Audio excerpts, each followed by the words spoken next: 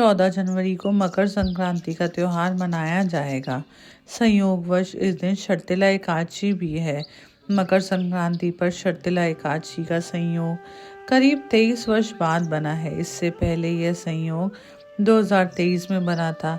हालांकि यह दुर्लभ संयोग एक असमंजस भी पैदा कर रहा है। मकर संक्रांति पर चावल से बनी खिचड़ी दान करने और खाने की परंपरा है। यही कारण है कि कई जगहों पर मकर संक्रांति को खिचड़ी भी कहा जाता है, जबकि एकादशी के दिन चावल खाना वर्जित है। अब सवाल उठता है कि एकादशी के रहते मकर संक्रांति पर खिचड़ी का दान और भोग कैसे करें। पंचांग के अनुसार माघ कृष्ण एकादशी तिथि 13 जनवरी को दोपहर 3:17 पर शुरू होगी और समापन 14 जनवरी को शाम 5:52 पर होगा। ऐसे में 14 जनवरी को मकर संक्रांति तो पूरे दिन रहेगी, लेकिन एकादशी तिथि शाम 5:52 पर समाप्त हो जाएगी।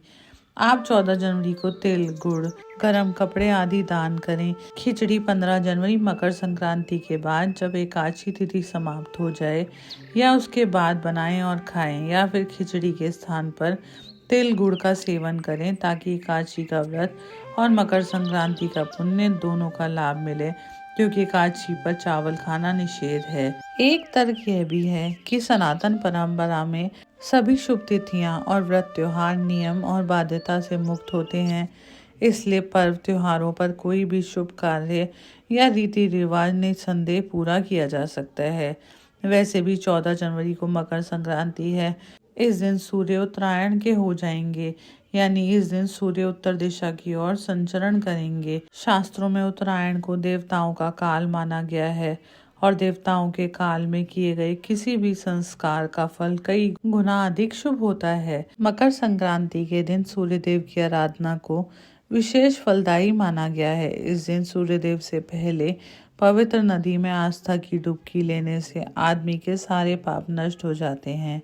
जिनके लिए नदियों के घाट पर जाना संभव नहीं है, वे लोग घर में ही स्नान के जल में गंगा जल डालकर और काले तिल डालकर स्नान कर सकते हैं। इसके बाद तांबे के लोटे में जल, लाल फूल, अक्षत और तिल डालकर सूर्यदेव को अर्घ्य अर्पित करें। अर्घ्य देते समय ओम सूर्याय नमः मंत्र का जाप करें। आखिरी में अपनी क्षमता के अनुसार जरूरतमंदों को तिल, गुड़, चावल, वस्त्र या धन का दान करें। हरे कृष्णा।